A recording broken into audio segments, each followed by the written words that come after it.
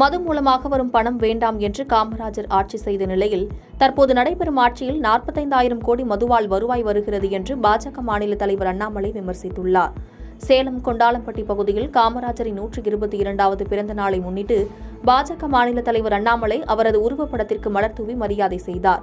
இதைத் தொடர்ந்து பேசிய அவர், காமராஜர் ஆட்சிக்கு பிறகு தமிழகம் வீழ்ச்சியை சந்தித்துக் கொண்டு வருகிறது. மது மூலமாக வரும் பணம் வேண்டாம் என்று காமராஜர் ஆட்சி செய்தார். ஆனால் தற்போது நடைபெறும் ஆட்சியில் 45,000 கோடி மதுவால் வருவாய் வந்து கொண்டிருக்கிறது என்று விமர்சித்து பேசினார். 5 ஆண்டு காலம் அகில இந்திய காங்கிரஸ் கட்சியினுடைய தலைவராக இருந்து 2 பிரதம மந்திரியை உருவாக்கியவர். அவர் தனிப்பட்ட முறையில் 5 முறை நாடாளுமன்ற உறுப்பினராக, 5 முறை சட்டமன்ற உறுப்பினராக இருந்தாங்க. 1954 63 வரை 9 ஆண்டுகள் தமிழகத்தினுடைய முதலமைச்சராக இருந்தாங்க. அவருடைய முதலமைச்சர் இருந்த காலத்துல மட்டும்தான் 9 பெரிய அணைகளை கட்டினாங்க. பெரிய அணைகள் 9 அணைகள் கட்டிய பெருமைக்குரிய ஒரு சொந்தக்காரர் தர்ம வீரர் காமராஜர் ஐயா. அதையெல்லாம் தாண்டி அவருடைய காலத்துல பூட்டி கிடந்த 6,000 பள்ளிகளை திரும்பவும் திறந்தார். 12,000 பள்ளிக்கூடத்தை மறுபடியும் புதிதாக உருவாக்கினார். 18,000 பள்ளிக்கூடத்தை 9 ஆண்டு காலத்துல உருவாக்கிய ஒரு பெருமைக்கு சொந்தக்காரர். அதனால்தான் கல்வி கண் திறந்த காமராஜர் ஐயான்னு சொல்றோம். 18,000 பள்ளிக்கூடத்தை 9 வருஷத்துல கட்டியிருக்காருன்னா யோசிச்சு பாருங்க. 6,000 பூட்டி கிடைத்த பள்ளிக்கூடங்களும் 12,000 புதிய பள்ளிக்கூடங்கள். அரசு நேரடியாக பால் கொள்முதலை நிலையங்களில் எடுத்து அதற்கான தொகையினை உடனடியாக கொடுப்பதற்கு நடவடிக்கை எடுக்கப்படும் என பால்வளத்துறை அமைச்சர் மனோ தங்கராஜ் தெரிவித்துள்ளார். தேனி மாவட்டம் கம்பம் நகராட்சி அலுவலகத்தில் கம்பம் சுற்றுவட்டார பகுதியில் உள்ள பால் உற்பத்தியாளர்களுடன் தமிழக பால்வளத்துறை அமைச்சர் கலந்துரையாடி அவர்களின் நிறைக்குறைகளை கேட்டறிந்தார். அப்போது பால் உற்பத்தியாளர்கள் கூறுகையில், தற்பொழுது பால் உற்பத்தியாளர்களுக்கு தகுந்த லாபம் கிடைக்கவில்லை எனவும், தங்கள் கஷ்டப்பட்டு செலவு செய்த பணம் கிடைப்பதற்கு அரசு வழி செய்ய வேண்டும் எனவும் கோரிக்கை விடுத்தனர். அதனை ஏற்றுக்கொண்ட பால்வளத்துறை அமைச்சர், அரசின் சார்பாக நல்ல லாபம் கிடைக்கும்படி முயற்சிகள் மேற்கொள்ளப்பட்டு பால் உற்பத்திகளுக்கு தகுந்த ஏற்பாடுகள் செய்யப்படும் என வாக்குறுதி அளித்தார். அதனைத் தொடர்ந்து செய்தியாளர்களை சந்தித்த பால்வளத்துறை அமைச்சர், அரசு நேரடியாக பால் கொள்முதல் நிலையங்களில் எடுத்து அதற்கான தொகையினை உடனடியாக கொடுப்பதற்கு நடவடிக்கை எடுக்கப்படும் என தெரிவித்தார். மதுரை அதிமுகவின் கோட்டையாக இருந்தது, தற்போது தோல்வியை தழுவியது, எங்களுக்கு மன உளைச்சல் தான் என அதிமுக முன்னாள் அமைச்சர் செல்லூர் ராஜு பேட்டியளித்துள்ளார்.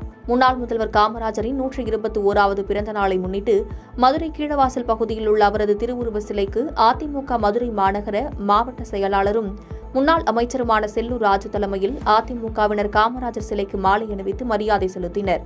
பின்னர் செய்தியாளர்களை சந்தித்து பேசிய செல்லூர் ராஜு, சட்டம் ஒழுங்கு இவ்வளவு சீர்கேடு இருக்கும் பொழுது சத்தியமூர்த்தி பவனில் அமர்ந்து கொண்டு EVKS இளங்கோவன் கூறுகிறார், திமுகவை தவிர வேறு யாராலும் காமராஜர் ஆட்சியை கொடுக்க முடியாது என்று கூறுவது நியாயமா என்று கேள்வி எழுப்பினார். அது நான் நேற்று பூரா வெளியே ஒரு இடத்துல இருந்தேன். எங்கள் தலைவரே தொடர்பு கொண்டார், தெரியல. நான் அதை பார்த்துட்டு நான் உங்களோட தகவல் சொல்கிறேன். அதாங்க, அது என்னன்னு பார்த்துட்டு நான் சொல்கிறேங்க. அதான் நான் பார்த்துட்டு என்னன்ற அது என்ன, அந்த சட்ட ஒழுங்கு தான் ரொம்ப மோசமாகி போச்சு. எங்கே பார்த்தாலும் ரவுடிசம், எங்கே பார்த்தாலும் துப்பாக்கி சூடு, இதுதான் நடக்குது. இதே நம்ம பொதுச் செயலாளரே கண்டித்து கூட இது பண்ணியிருக்கேன். நேற்றைய தினம் கூட ஒரு என்கவுண்டர் நடந்திருக்கு. அதில் கூட சந்தேகத்தை எழுப்புறாங்க.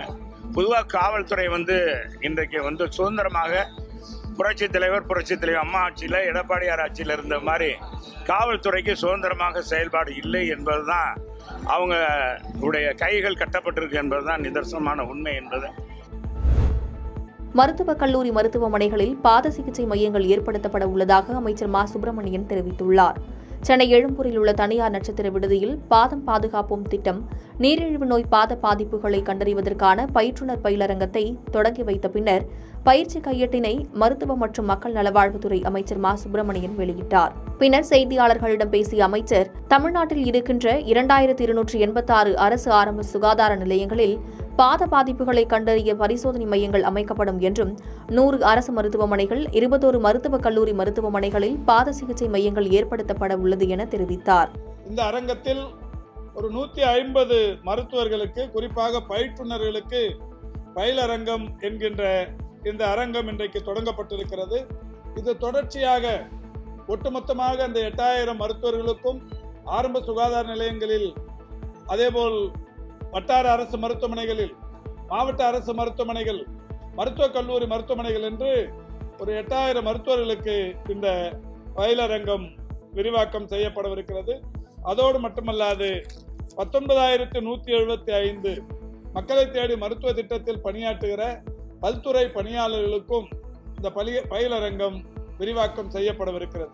பாதகம் செய்பவரை கண்டால் நாம் பயங்கொள்ளலாகாது பாப்பா, மோதி மிதித்து விடு பாப்பா, அவர் முகத்தில் உமிழ்ந்து விடு பாப்பா.